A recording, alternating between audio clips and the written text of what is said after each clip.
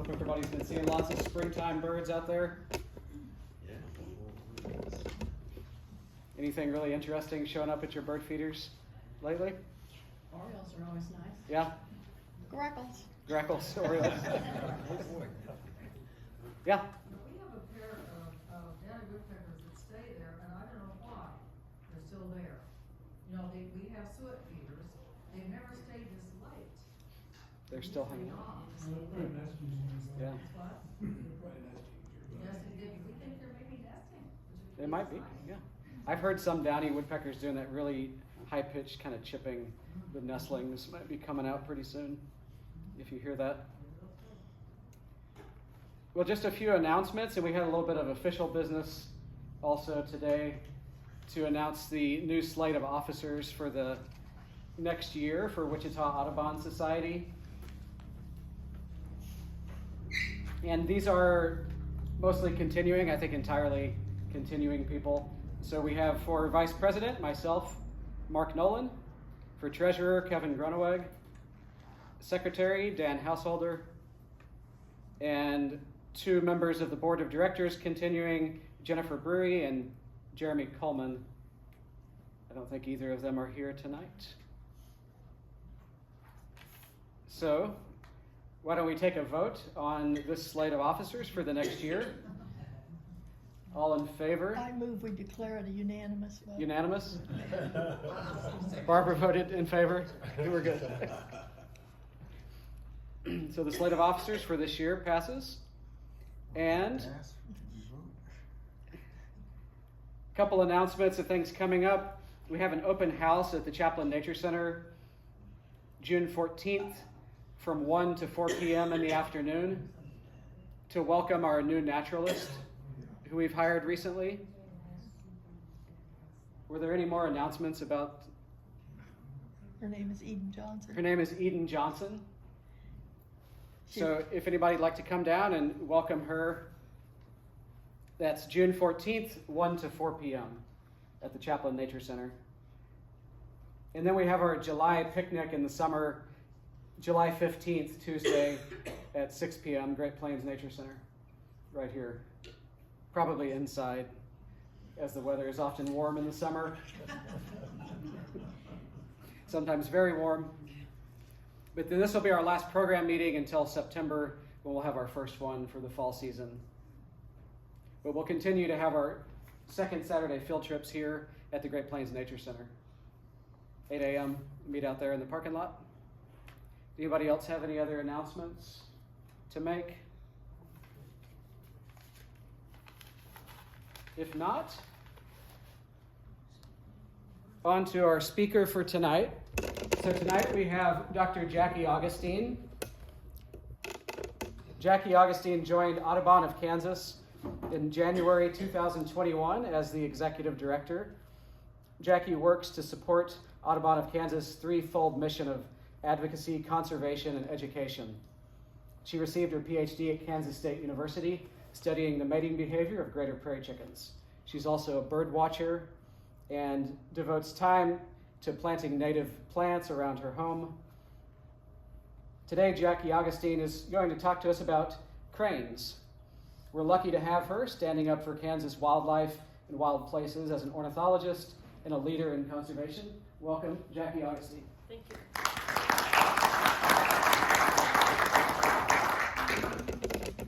I'll use the microphone. Can everybody hear me? I think I might hold it, then it works a little better. Thanks for coming. As Mark said, I'm the executive director for Audubon of Kansas, been in this position about 5 years now. And one of the things Audubon of Kansas does is we hold a celebration of cranes birding festival. And so I've gotten to learn a lot about cranes, and it's one of the major pieces that Audubon of Kansas works to conserve. And so I love this opportunity to develop a new program. So this is the first time I'm presenting this program tonight. So if you have any feedback, any suggestions about what I should add, please let me know. But I think cranes are so fascinating because they continue to inspire us. They've inspired peoples for more than centuries. That Right in the middle there is a Sandhill Crane effigy pipe. It was found in the effigy mounds in Ohio. So the native peoples would bury their dead and bury these artifacts with them in these mounds. And I'm like always inspired that, what are the birds that are inspiring them are still inspiring us today. And so I just kind of gathered a smattering of artwork and sculptures that are just showing that cranes have inspired us in the past and continue to inspire us today. And I think about why are they so inspiring? I think it's, their size, their beauty, their behaviors, and so in this talk today, I'm going to talk a little bit about crane biology and, what makes a crane, and then talk about the conservation of cranes, and then finally talking about what Audubon of Kansas is doing to help save cranes. So, cranes are a group of birds, just like sparrows or blackbirds or other groups of birds, but it's not that speciose. There's only 15 crane species in the world. And here's, just a picture of some of the cranes and their distributions. You can see most of the ones that are in the northern hemisphere are migratory. The ones in the southern hemisphere seem to be year-round residents, and so I thought that was interesting. And if you look at the cranes, there's about 4 of them, 5 of them that are doing pretty well, including the Sandhill Crane in North America. But there's also quite a few that are doing poorly. And again, the whooping crane in North America. So I think it's interesting that we have these 2 crane species in North America, and one's doing really well and is the most abundant crane in the world, and one is doing really poorly and was down to 13 individuals at one point in time. And so, I've just been thinking about the crane conservation throughout the world and in North America and looking at these 2 species. These 2 species, are very different when you look at them. One is bright white and one is grayish, so the whooping crane is the white bird in the middle of the screen, and the Sandhill Crane is the one on the right-hand part of the screen. They're both cranes, but the whooping crane is 5 feet tall, weighs 14 to 15 pounds, has a 7-foot wingspan. Sandhill Crane is only 3.5 to 4 feet tall, weighs 7 to 8 pounds, and has a 6 to 6.5 foot wingspan. And again, I'm always kind of struck by, the big one is so rare, and the smaller one is so numerous, and what is the difference between these?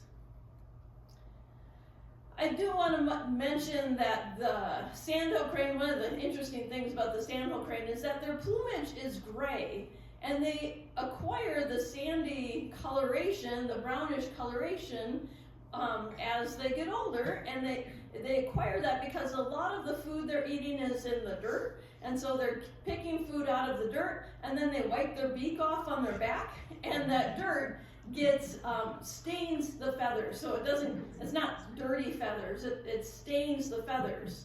And there's and I think that's one of the interesting things, when I see a flock of Sandhill cranes, I always look to see what the variation is, because that coloration can reflect where they live most of their time. And so, there's variation in soil composition throughout North America, and so some are darker, some are lighter. If you ever see a Sandhill crane in captivity, it's almost always bright gray because they're not getting exposed to all this dirt and wiping it on their back. So I just wanted to mention that the variation in colors is not genetic, it is pigment from the soil. And I know these are a little bit hard to read, but these are the best maps of the ranges of the cranes in North America. That's from the Cornell Lab of Ornithology via eBird sightings. And you can see that the whooping crane is much rarer, much more restricted in their range compared to the Sandhill crane. And I was a little amazed when I looked at this range map. I didn't realize that some of them cross the Bering Sea and breed in northern Asia. But some of them do. And of course, what a wide range, all the way up there to, the southern reaches are in Wisconsin and Colorado and Nebraska. So just north of us is the southern reaches of their breeding range. Of course, the yellow on that right-hand map is the migration, and then the blue is the winter. And so we're seeing, and another thing we're seeing is that sometimes these cranes are spending their winters farther north. I think that's something we're seeing with climate change, that I was surprised to see that Sandhill Cranes in Nebraska, some of them, there's some blue there, so some just spend the whole winter in Nebraska. I suppose that's when it's a mild winter, but we're seeing, a lot of variation in Sandhill Cranes, and there are like non-migratory ones. So if you see the purple in Florida, that's a non-migratory Sandhill Crane. So Sandhill Cranes, they're very abundant. There's lots of subpopulations. They're all over North America. Whooping crane, again, most of them are in that western population. There is kind of separate, so we have a western population that comes through Kansas, and then they're trying to reintroduce an eastern population that breeds in Wisconsin and winters down in Florida.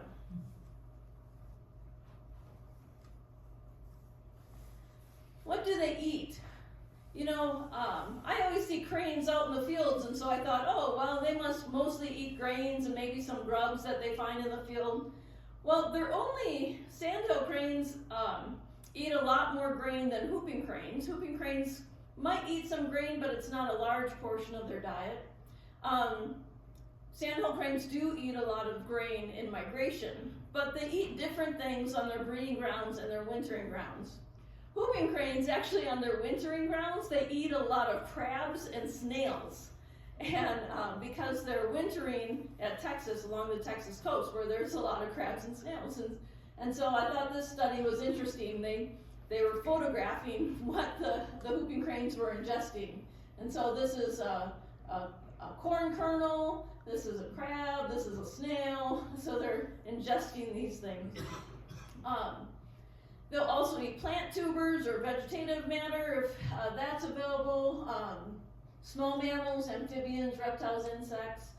And yeah, like I said, the main difference between, so these slides here, they're kind of the same between sandhill and whooping crane unless I specify otherwise. And the main difference is that the whooping cranes seem to really prefer more wild things. They'll eat grain if they have to, but it seems like a larger portion of their diet is grubs and lizards and grasshoppers and animal material, as opposed to the sandhill crane that eats more grain in migration. But other than that, they eat a lot of the same foods. Now, most birds just know their migratory routes. They have an innate preference, but cranes are different. Cranes actually have to learn their migration routes from their parents. So here's a picture of some whooping cranes migrating with a juvenile whooping crane. The juvenile one is the one in the middle. The adults are flanking it. And this is so important. This was a real challenge to conservation, is teaching new migration routes. So anyway, the young learn their migration routes from the parents. And wild birds may survive an estimated 25 to 30 years.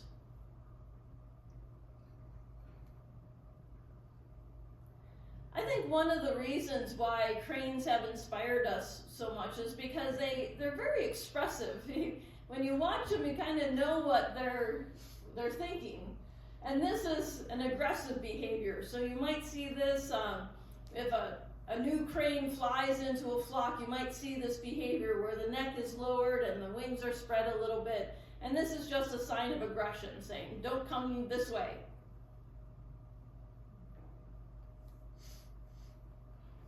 And I think this behavior, when they're pair bonding, so males and females will face each other, they'll bob their head, they'll spread their wings, and they jump into the air. And it looks like they're just kind of floating in the air for a second. And you can see this bird right here has its feet off the ground. It's just jumping in the air with straight legs and wings spread. And And they don't just do this on the breeding grounds. You'll see this in the northward migration, sometimes the southward migration. They do this all the time just to reinforce that bond between the male and the female. And so it's, again, another way to kind of express and for people to connect with these birds. Now here's some of the differences between sandhill cranes and whooping cranes. Whooping cranes start forming pair bonds at 2 to 3 years of age and breed at 4, whereas sandhill cranes seem to be much more apt to breed at 4 years old. 20% of them are breeding at 4 years.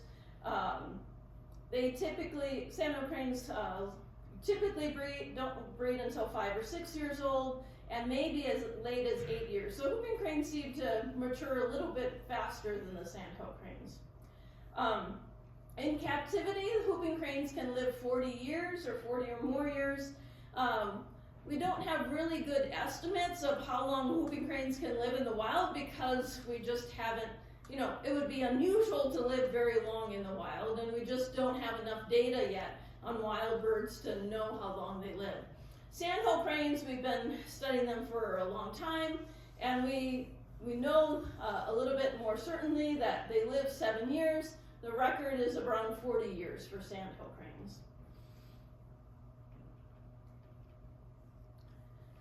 Okay, they are socially monogamous, which means that one male and one female will work together. There is some evidence that there may be copulations outside that pair bond, but it's not very common. They always lay 2 eggs, and they always call the second egg an insurance egg, in case the first one doesn't hatch. They lay 2 eggs, and right after the hatch, the chicks will start fighting with each other within days after hatching. And most of the time, cranes only raise 1 young. Only when there's abundant food do they raise 2 young, but most of the time it's just 1 young. Very nicely, they share incubation. Males generally incubate during the day and females at night.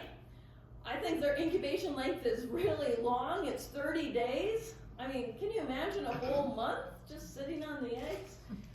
Most birds, prairie chickens are 23 days. Most songbirds are about 14 days.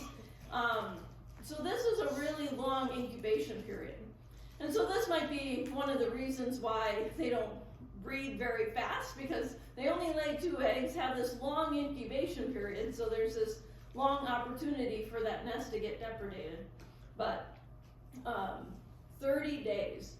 But you can see they have to spend that extra time in the egg because they leave the nest within hours of hatching. So here's that picture there of the sandhill crane in the upper right hand corner. Looks like 1 chick is hatched and they're still seeing if the other egg is going to hatch yet. So they do a lot of development inside the egg.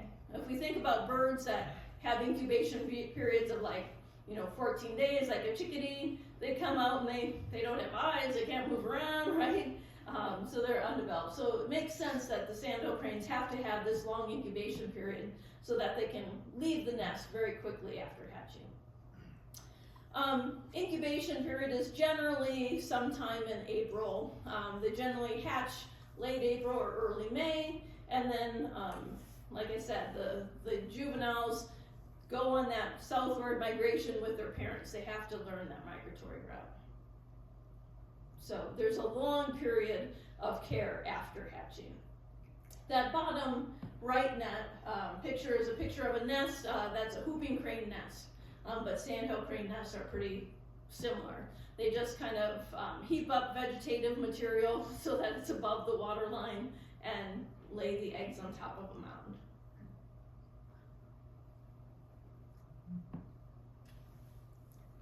So sandhill cranes are the most abundant crane in the world. There's over 500,000 sandhill cranes.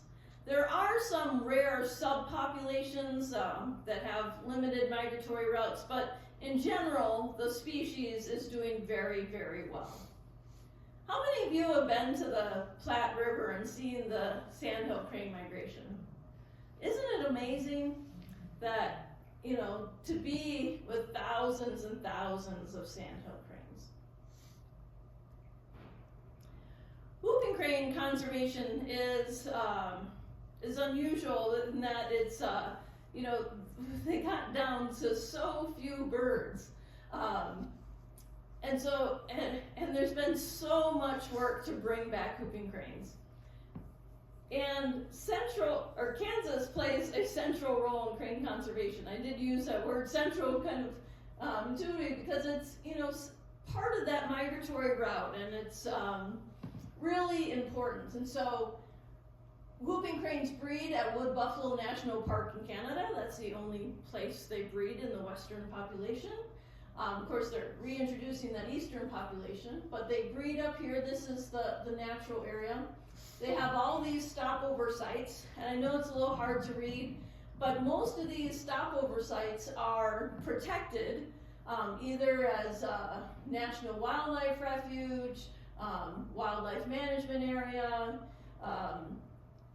So there's almost all these stopover sites are protected. Platte River is not protected per se, but Kerwin National Wildlife Refuge, Cheyenne Bottoms, and Quivira in Kansas, Salt Plains and Washita in Oklahoma, and then they winter at Aransas National Wildlife Refuge in Texas.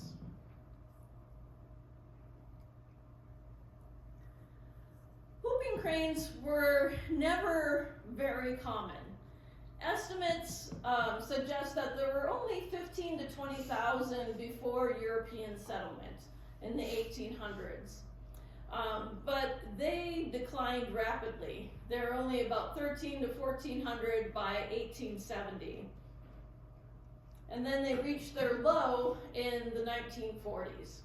So in 1941, the Western migratory population reached a low of 15 to 16 migratory individuals wintering in Texas. Again, Texas is the only place where they winter, so counting them there is a pretty accurate count of the whole population size. So there was that migratory population, and then there was a second population, non-migratory population that was in Louisiana. At the beginning of 1940, there was 13 birds there, but then a hurricane blew through, and there was only 6 birds after that. And so they decided, okay, we gotta do something. So they brought these 6 birds into captivity, and the last individual was captured in 1950. So that non-migratory population in Louisiana went extinct at that time because they brought them into captivity. So they brought these birds into captivity, and they realized, well, we really don't know much about them, like how to bring them back. And so they started conducting research. And what's funny is they published this first management guide in 1952, but they did not know where the species nested until 1954. You know, so it's really hard to protect the species when you don't know where they nest. And I think they were actually looking at satellite imagery of Canada, and they're like, what are these funny round things in the middle of the wetland up here? And lo and behold, those are nesting cranes in Wood Buffalo National Park. And they still kind of monitor nesting abundance at Wood Buffalo by looking at satellite images of white cranes sitting on nests in the dark marsh. So like many species that are declining, the biggest reason for their decline is habitat loss, especially on the wintering grounds. As you know, the coast of Texas is a pretty popular destination for not just bird watchers, but also for, you know, spring break trips and other vacationers. And so that habitat along the Texas coast was critically low. They were also declining because of shooting. They were a hunted species, and sandhill cranes are hunted in many states still today. Whooping cranes are not hunted anywhere. You're right, I needed water. That's That's what happens when you work from home, you don't talk to anybody, and then you get in front of a crowd. So, causes of the decline were habitat loss. And so conservation efforts started there. Starting preserving the habitat around Texas and increasing the amount of and the quality of the wetland on the wintering grounds. In the 1960s, they started collecting eggs on the breeding grounds once they found out where they were breeding.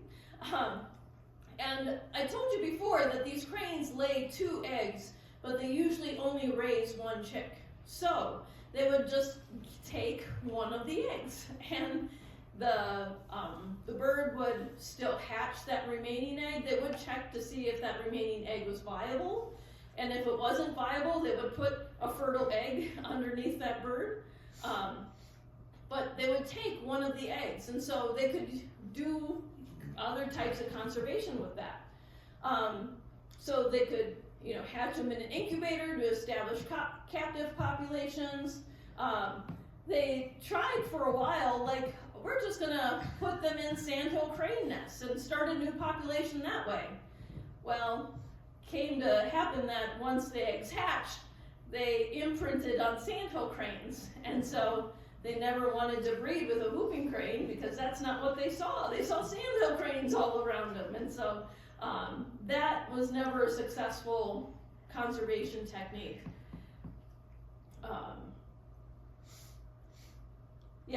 And then when they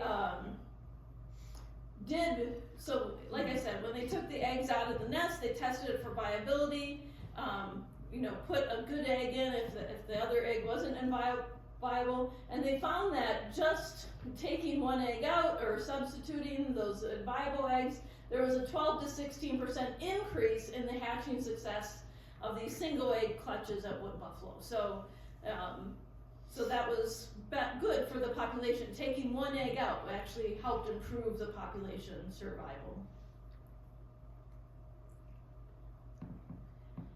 So I said that their focus was preserving habitat on the wintering grounds. In the 1980s, they started to shift their focus to protecting the migratory stopover sites. And so making sure that there's this whole series of sites that have good habitat, aren't being encroached by trees, that are really good habitat for these birds to stop over. The current threats to whooping cranes is there's still limited genetic diversity. Obviously, when the population gets down to a handful of individuals, you're going to have problems with genetic diversity. And so that might show itself with low hatching success or malformed, digits or something. So that is still a concern, but over and all, they are doing pretty well with genetic diversity. The biggest thing with climate change is that we're really worried about the loss and degradation of migration stopover sites. And particularly these ones in Kansas and Oklahoma, where water is being used for irrigation and is not going to these wetlands. And so this is a picture of Quivira, one of the critical habitats for this species, and it's really struggling to get the water it needs. We're also worried about, again, with climate change, the degradation of coastal ecosystems. With climate change, we're supposed to get more intense hurricanes, more frequent hurricanes. And if there is a chemical spill in Texas on those wintering grounds, that could be devastating. So we're really worried about, offshore oil drilling.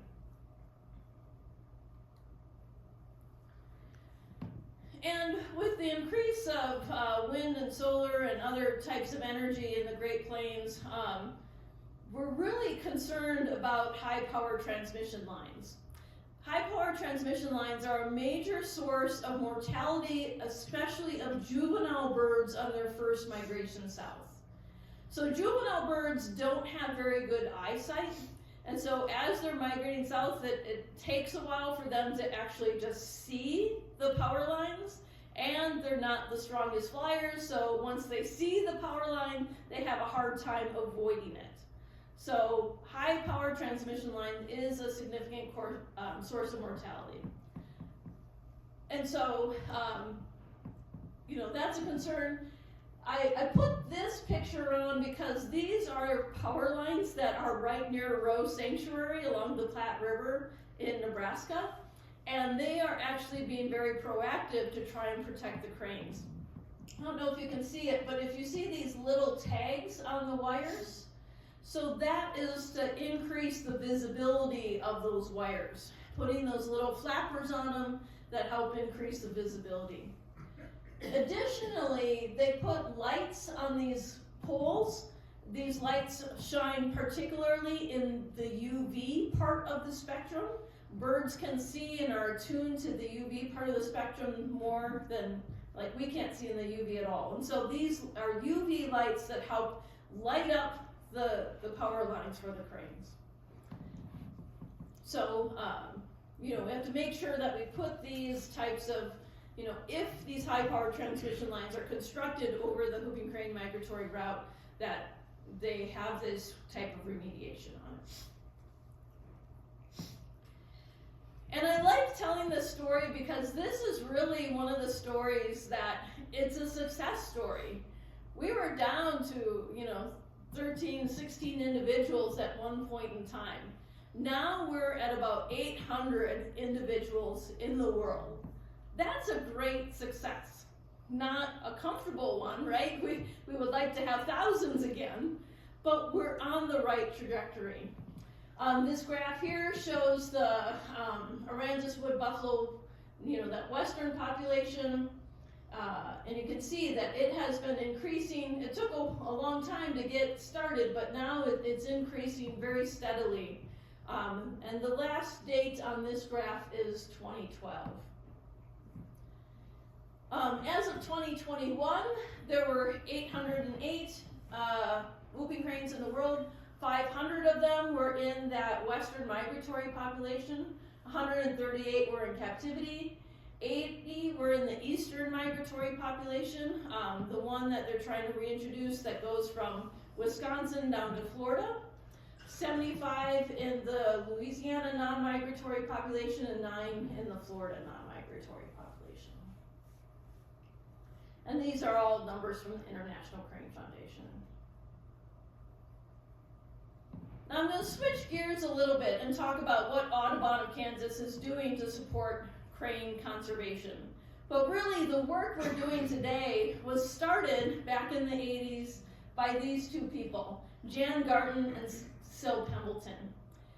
And I'm going to tell a little bit of their story. Kind of the short version is that they became leaders in the Kansas Audubon Council. So that was what Audubon of Kansas was before in the 1970s. And so they were leaders in the Kansas Audubon Council, and they're looking around and they're like, we need something to really galvanize interest in people and getting together and getting excited about conservation in Kansas. So they looked around and they found Cheyenne Bottoms. Cheyenne Bottoms at that time had very low levels of support, low water levels, and it really needed restoration. The short version of the story is that over a decade, they got Kansas Department of Wildlife and Parks interested. At first, they would just say, oh, well, we have $2,000 for the operation of that facility. What more do you want? But they got Kansas and Wildlife and Parks excited about it. They got the public throughout Kansas excited about it, talking to the legislators. They developed a plan that, was for the restoration of the park, but also, built the infrastructure so that water could be managed throughout the park. Then they took that to the legislators. They got the legislators involved, and it took a decade, but they got the governor's signature. They got the support for Cheyenne Bottoms, and it is a remarkable facility it is today because of these two wonderful ladies in the Kansas Audubon Council. And so that's the legacy that we're trying to live up to today, that we're continuing that mission. Of course, Audubon of Kansas has a threefold mission. We advocate for all endangered species in the state, including lesser prairie chickens and black-footed ferrets, but we also advocate for whooping cranes. Again, proper energy siting is one of the main things we talk about there. And again, advocacy is just being the voice for wildlife when these decisions are being made. So when high power transmission lines are proposed in that migratory pathway, we write letters and say, well, can we move the line away from the migratory pathway? And if it has to be there, you must include these mechanisms for reducing mortalities of whooping cranes, including the blinkers and the UV lighting. Maybe you heard that Cheyenne Bottoms, there was a large solar energy facility proposed right adjacent to Cheyenne Bottoms, a 4,000 acre facility. Well, Audubon of Kansas was the only environmental organization that was at 2 public hearings that testified on behalf of the whooping cranes. And again, we didn't say you shouldn't do solar panels, just you shouldn't put them right next to a wetland where thousands of migratory birds are going to be expecting a wetland, and they might see the shimmer off these solar panels and inadvertently try to land on them, and then a lot of water birds can't take off ground, they need water to take off. So we were really worried that water birds were going to land on this and then not be able to take off. So anyway, we're the only nonprofit that was present during 2 public hearings, and we were able to get them to include a 2-mile buffer around Cheyenne Bottoms. And if you're at Cheyenne Bottoms, that 2-mile buffer goes to the top of the hill or ridge that you see. So I'm really proud of the fact that we were successful in keeping that away from Cheyenne Bottoms. And then now we're currently working at Quivira National Wildlife Refuge to make sure that it has the water it needs. We're with a room of people that are working hard for that. There's local landowners and local businesses, local groundwater management districts, the state water office, U.S. Fish and Wildlife Service. But we're in the room and we're a vocal partner.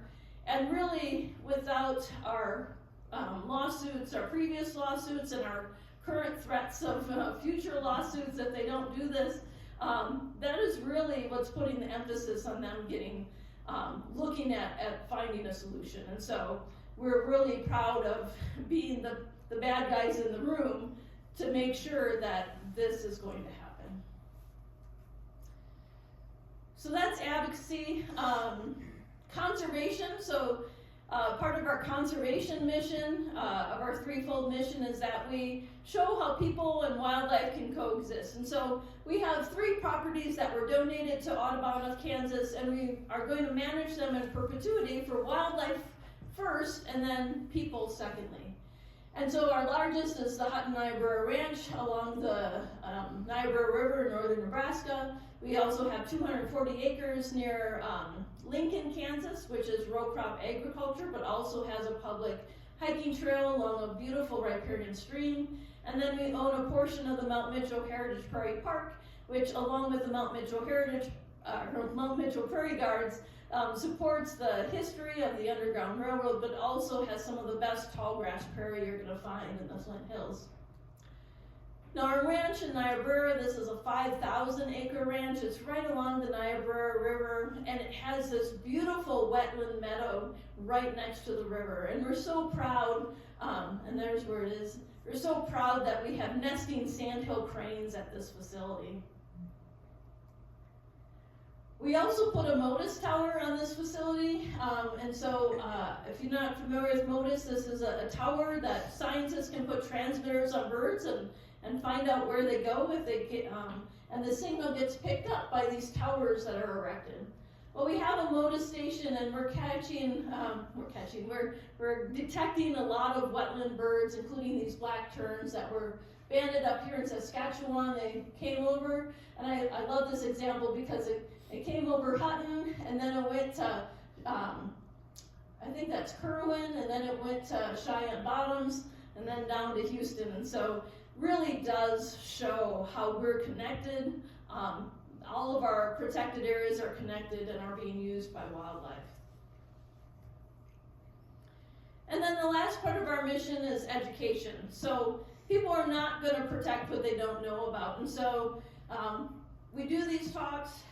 We also have Prairie Wings magazine, and so I want to make sure that if you don't have our current copy of Prairie Wings, you should take one home. It's the one with the fighting prairie chickens on. It's our 25th anniversary edition, and we chose fighting prairie chickens to represent the battles that we are fighting on behalf of wildlife. So make sure you get one of those. We also have 2 bird watching festivals a year. The Celebration of Cranes, I'll talk about in a second. We also host the Kansas Electric's Prairie Chicken Festival. It's always in mid-April, and we lead guided tours to private lands to show both greater and lesser prairie chickens. We have a Nature Adventure Pack program where we're getting backpacks with binoculars and field guides into libraries, and they are in the Wichita libraries. So if you want to take a friend bird watching and don't have an extra pair of binocs, you can go to a library and check that out. Or if you have grandkids, there's children's binoculars in there as well. And if you've never been to our Celebration of Cranes Festival, we have speakers that are knowledgeable about cranes that can speak on their behalf. Last year we had someone who actually worked with the crane introductions and was the veterinarian for those introductions. We lead guided tours to go see the cranes, so we lead guided tours to Carrera National Wildlife Refuge, and you're going to be there at sunrise or sunset. So they roost on the refuge overnight, and then they fly out to the fields to forage during the day. So if you go on a morning tour, you're going to see them all take off and go foraging. If you go on a night tour, you're going to see them all come in. And you're going to see a lot of cranes. There's just thousands of cranes, and they're flying, and if you've never heard the sound of 1,000 crane wing beats, it's amazing. This is just a short little video taken through a spotting scope while we're out there. You can see the cranes coming in, and just lots of crane heads.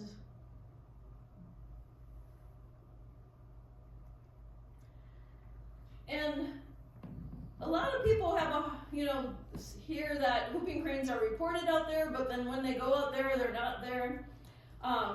3 of the last 4 years, we were able to show participants whooping cranes during the celebration.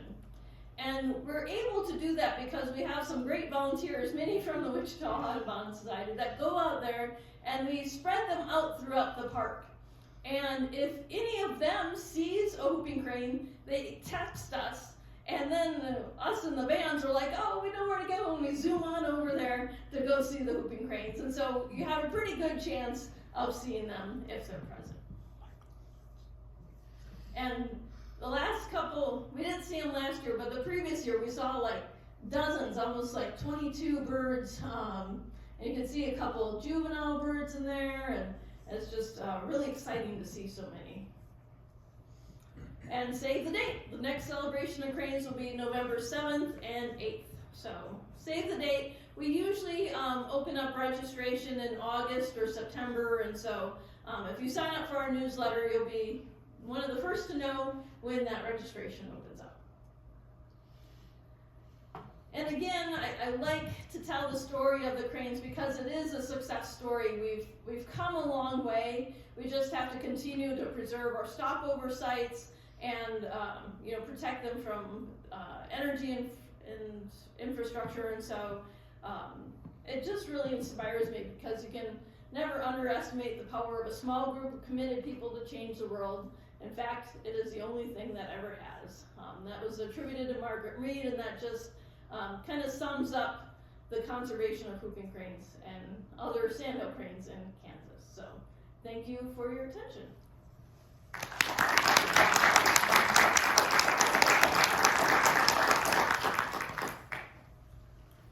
Any questions? Yes? Where is the Crane Festival? Is it always at Quivira? It's always at Quivira. So we, Sterling College is our base, so that's just east of Quivira. So we have the talks and the lunch there, and we lead tours from there to Quivira now.